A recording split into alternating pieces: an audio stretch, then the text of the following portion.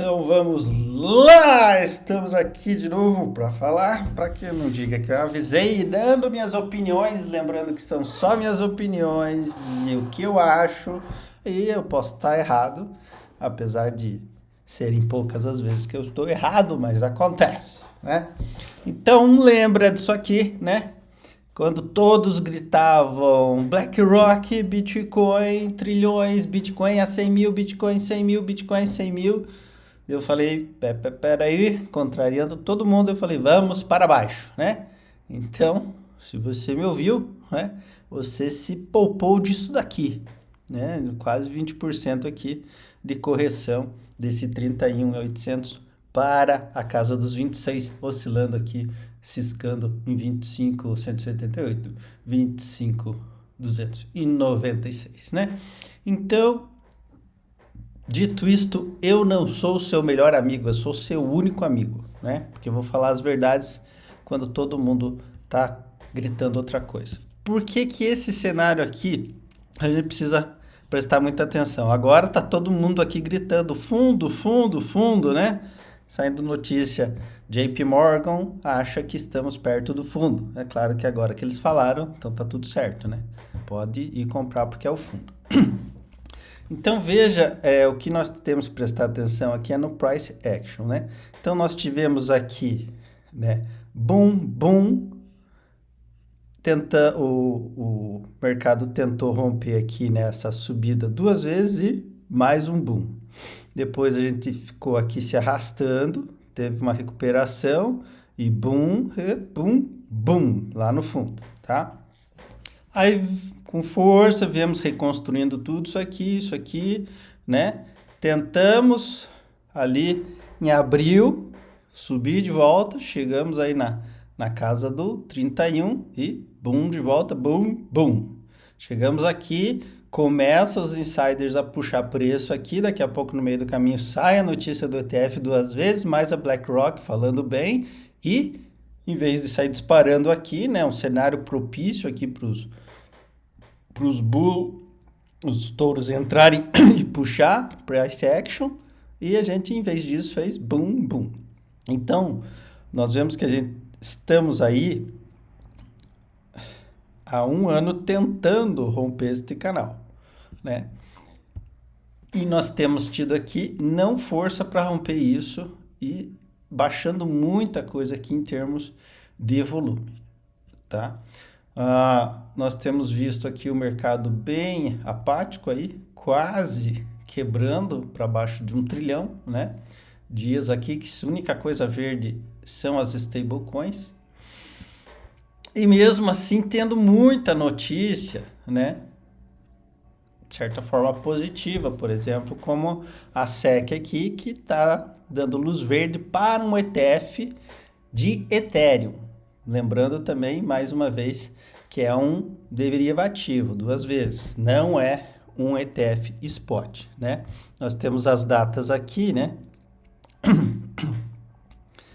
De possível aprovação para outubro, né? Todo mundo esperando aqui, tá? Então, ó, futuro baseado em derivativo futuro. Então, aquela coisa de um contrato não é spot, é contrato futuro. A única coisa que você pode fazer que você não conseguiria fazer com o spot é apostar contra. Então, eu sigo com aquela minha teoria de que isso não é bullish, porque não teria por que a SEC aprovar um ETF futuro, né? Porque ela alega que um spot é arriscado, o mercado pode ser manipulado, e o futuro muito mais, né? Então, de certa forma, é uma forma deles criarem pressão para baixo, na minha opinião, tá? Você sabe que apesar dessas críticas que eu estou tendo com esses ETFs futuros, eu sou um defensor de que uma vez que tenhamos um ETF spot, o Bitcoin vai sair correndo, o mercado vai para cima e depois a gente não alcança mais. Então temos que ter isso em mente, né? Eu ainda acho que temos espaço para dor no mercado, acho que não estamos no fundo por tudo que se desenha, mas pelo ambiente ainda crescido aí do ambiente macroeconômico, do qual já vamos falar, mas temos coisas acontecendo. Então aqui, os principais pedidos de ETF, agora está todo mundo dando um refilling, ó, refilling, todo mundo que entrou pedindo ETF está pedindo de novo, né? Então, deixa eu ver aqui.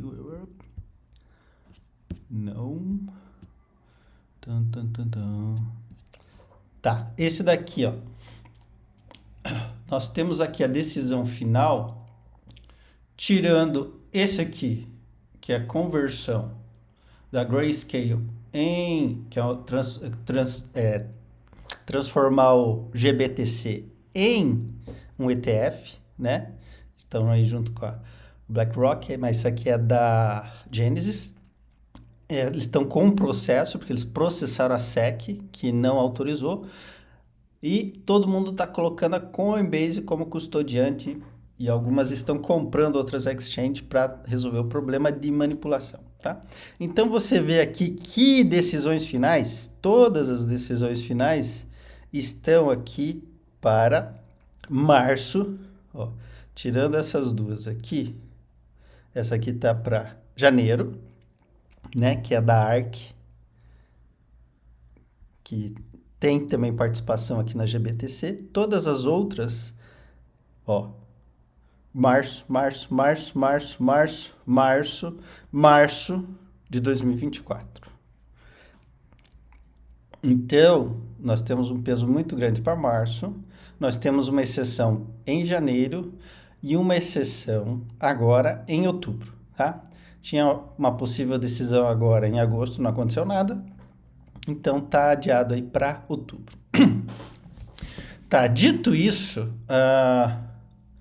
até isso aqui acontecer em outubro, então, nós temos um cenário aí de pressão, tudo aponta para baixo, tá? Mas eu penso que vão dar um jeito aqui de postergar isso aqui, tá? E daí vamos ficar de olho nisso aqui, ó, janeiro, 10 de janeiro de 2024. Se isso daqui sair acontecendo, a coisa fica interessante. Aí vai ter um rumor de ETF forte. Tá, Patrick, e se for aprovado aqui esse lawsuit aqui da GBTC para transformar o fundo dele em ETF? É contraditório um pouco, assim, não diria que pode não ser uma opção bullish. Pode ser até ao contrário isso aqui, pode dar um trade reverso. Por quê? O que acontece é que todo mundo que tem ações da GBTC está preso lá. Lembra, inclusive, que está sendo vendido a desconto. E uma vez que for convertido ETF, e daí o pessoal poder descarregar isso aqui que está preso, há um risco de que possam estar descarregando essas ações. Mas eu acharia muito remoto isso aqui acontecer, né? Agora em outubro. Não vejo acontecendo. Porque eu acredito num viés muito forte dessa narrativa aqui em março. Porque olha só, ó, dos 1, 2, 3, 4, 5, 6, 7, 8, 9. Dos principais 9 pedidos de ETF, né?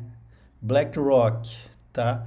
Em 2. A ARK e a 21 Shares. A ARK muito forte. Bitwise, VanEck, esses caras aqui são os que mais estão tentando ever, né? Eu sempre falei que são os candidatos mais fortes a ter o primeiro ETF. Eles têm tudo para conseguir um ETF.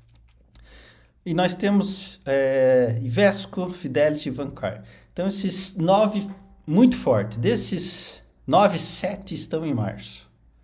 Com pedido em março, tá?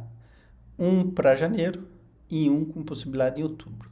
Mas olha só que interessante, se nós temos um cenário de aprovação de ETF massivo em março, concomitando com o próximo halving, em 26 de abril de 2024. Olha só que interessante, isso aqui é meu aniversário, então vai ser coisa boa isso aqui, né? Então imagine esse cenário.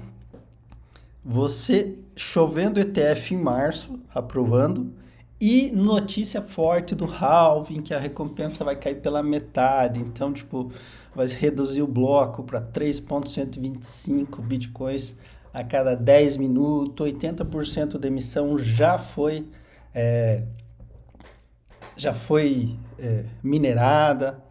É um cenário espetacular para dar início a um mega rally, certo? Uma vez que um ETF Spot seja aprovado, o Bitcoin sai correndo. Até que isso aconteça, enquanto tivermos só ETF derivativos. Vamos ter agora do Ethereum derivativos. Minha opinião é pressão para baixo, tá? Então, minha opinião estaria em cima disso aí, né? Tipo, uma tendência muito forte para mega aprovação em março. Nós temos alguns especialistas da Bloomberg, o Eric Bauch, alguns outros, que só acompanham o ETF. Em janeiro, a probabilidade deles, que eles sugeriam de um ETF spot para Bitcoin era de 1%. Agora, eles acreditam que temos 65% de termos um ETF até o final do ano. E daí eu acho que até março, esse 65% pode se tornar um 90%, tá? Então, esse seria o cenário que eu colocaria nas minhas fichas, né? Que eu acreditaria, né? Força para março. Temos que ficar de olho aqui, claro, o que vai acontecer com isso aqui em outubro. Pode ter uma ruptura aqui. E em janeiro, isso aqui seria muito forte. Isso aqui é uma lawsuit, isso aqui é um processo. Então, a SEC pode fazer qualquer coisa aqui para adiar isso aqui. Não é, tipo, super final decisão, entendeu?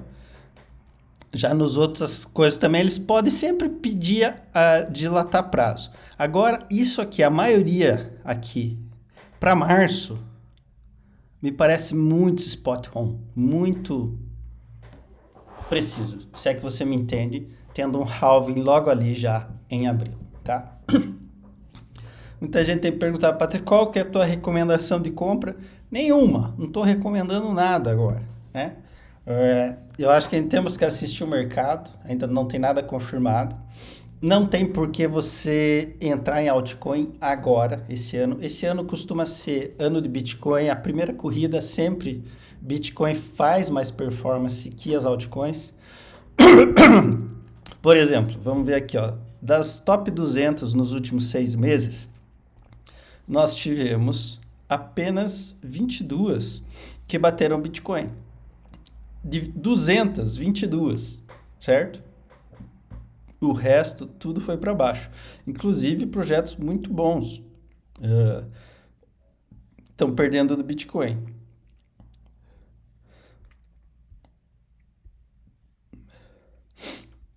Cardano, Uniswap,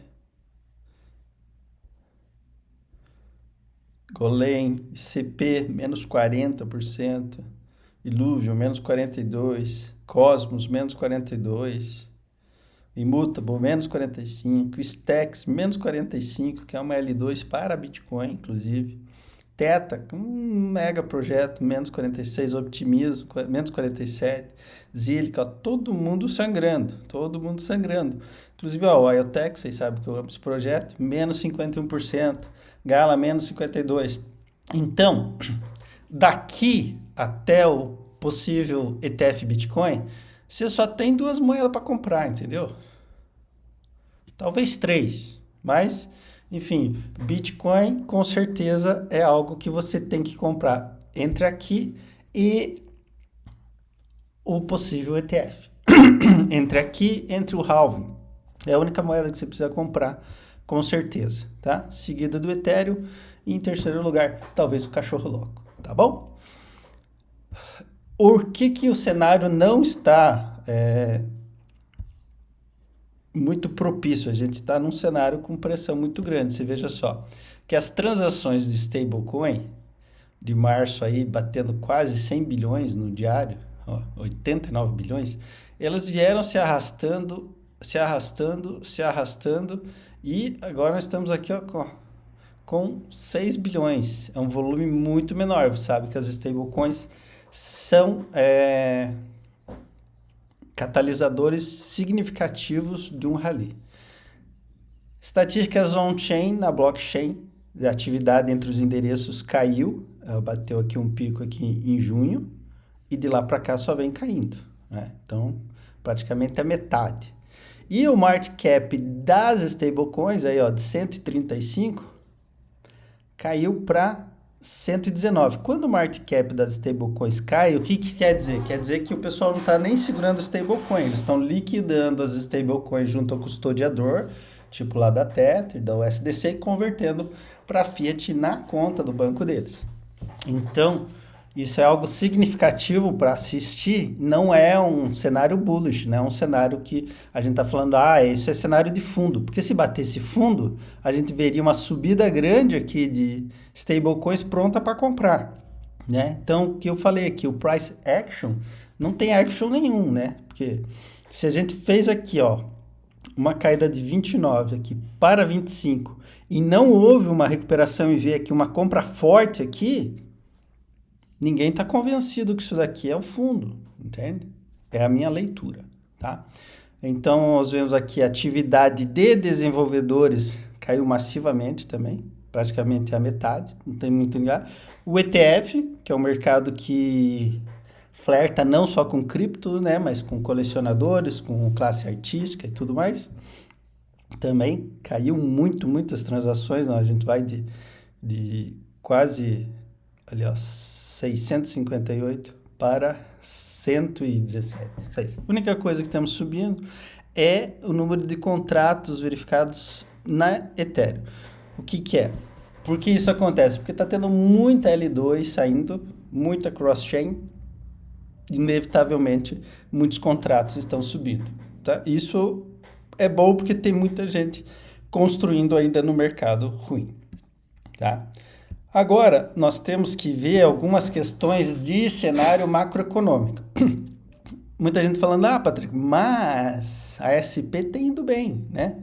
Ela estava indo mal e depois ali ela começou a ir bem. Ali, ó, de novembro para cá ela só subiu. O que aconteceu de novembro para cá? De novembro para cá aconteceu o fenômeno da bolha da inteligência artificial, né? Então, nós tivemos aí, começando com o OpenAI, depois vem a Meta, a Google, todo mundo se envolveu com inteligência artificial. E a gente vê essa corrida aqui, o começo aqui em novembro, depois a saída do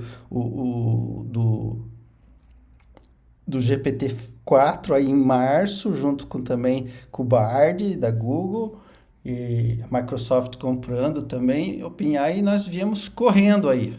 Então, se você pegar esse P500, na verdade, quem impulsionou aqui essa última corrida não foi as 500, mas sim 8, né?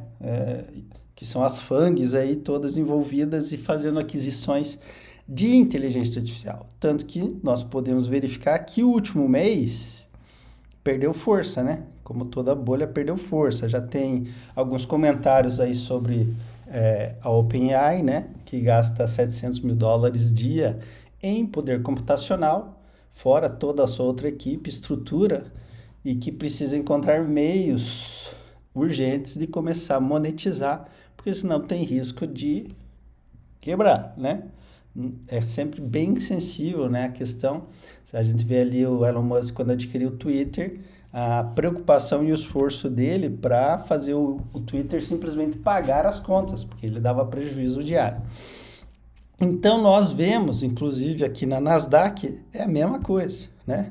Ali em novembro, começa o fenômeno OpenAI e ele sai chutando para cima e agora começa a perder força esse último mês.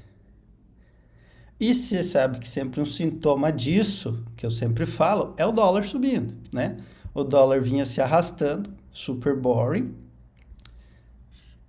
e esse último mês ele já subiu 3%. O que significa? Significa uma tendência aqui de o pessoal está saindo da bolsa, estão saindo dos mercados indo para dólar. Cash is king, né? Em tempos, poxa, Patrícia, mas está essa inflação toda em cima do dólar, taxa de juros só subindo, mas ninguém quer segurar ativos que não vão ter liquidez, né? Todo mundo sabe que em tempos de crise o dinheiro é o que todo mundo quer, é o que todo mundo falta, né? Então nós já voltamos aqui a ficar de olho no DXY, que ele, quanto mais alto ele chegar, né, para o all-time high ele precisava subir mais 13, você lembra que a gente sempre via isso aqui, né?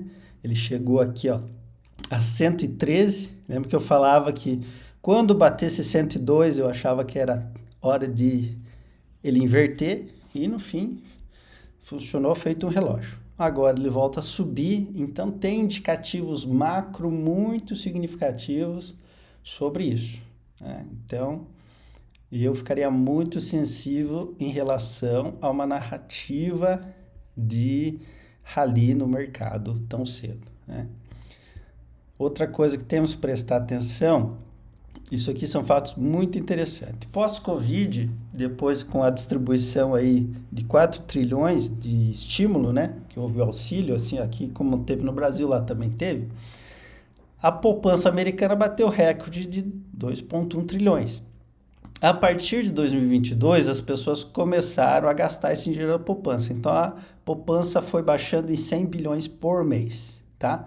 Então, desde 2021 até agora, desse 2,1 trilhões, só sobrou 190 bilhões nas poupanças, tá? Então, se gasta 100 por mês, então tem setembro, outubro, acabou o dinheiro dos americanos, tá? Inclusive, eles estão acumulando dívidas em cartão de crédito rotativo, né? Os americanos estão descobrindo como é que o brasileiro vive dia a dia, né? Então, a coisa não está boa para eles. O total de débito das famílias está em 17 trilhões, tá? E a taxa de juros tem tudo para subir agora nessa reunião de setembro. 85% de chance de que eles vão subir a taxa de juros. E a previsão deles de começar a baixar a taxa de juros de março de 2024 já foi empurrada para maio de 2024.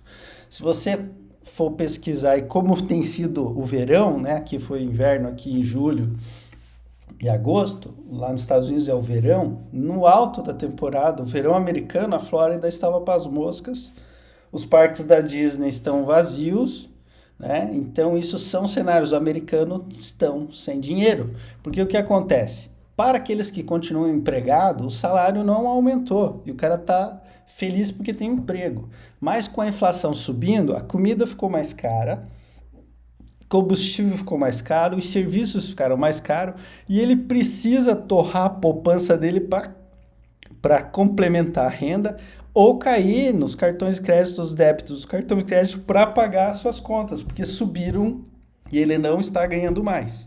Então tem um cenário muito sensível. Ah, Patrícia, mas isso é com os americanos, mas se você entende um pouco do mercado, você sabe que quando os americanos têm dor de barriga, todo mundo tem diarreia, entendeu? Quando a gente tem dor de barriga aqui no Brasil, é sozinho que a gente tem dor de barriga, tá? Quando os americanos têm dor de barriga, todo mundo fica com diarreia, tá? Então a gente tem que prestar atenção nesse cenário macroeconômico e ficar com a pulga atrás da orelha, né? 2 pés para trás, esperando para ver o que vai acontecer. Então, essa é a minha opinião. A gente tem que prestar atenção nessas narrativas. Em termos de Bitcoin e cripto, o que você tem que acompanhar são os ETFs. O que você tem para ver é isso aqui. Você tem essa data de 5 de outubro, essa data de 10 de janeiro e depois março, tá? Então, você tem daqui até, no melhor cenário ou pior cenário, conforme a sua leitura, daqui até outubro para comprar Bitcoin, mas eu não acredito nessa data. Se não temos essa data, daqui até janeiro. Se essas 2 datas fracassam, daqui até março. Depois, se isso aqui vier se tornar realidade, esquece, você não alcança mais o preço. Tá? Então, nós temos esse conflito, esse cenário, né, de um cenário apocalíptico de mercado se desenhando, onde tudo pode ir para baixo, e nós temos também um cenário possivelmente otimista, caso venha a se desenhar esse ETF em Bitcoin, e tudo também nós temos o halving ano que vem, né, 26 de abril, né, fica a dica. que sempre puxa a rally do Bitcoin. Claro que começa sempre antes do halving, né? Um pouco antes do halving. Por isso essas datas aqui me parecem muito significativas. É isso aí. Essa é minha opinião do cenário que está desenhado, tá? Eu, salvo raras exceções, muito spot on, muito com datas, muito com eventos associados, né? Você vai ter tempo para frente para fazer sua posição em altcoin, mas se alguma coisa dessas aqui acontecer, você não vai mais ter tempo de fazer sua posição em Bitcoin.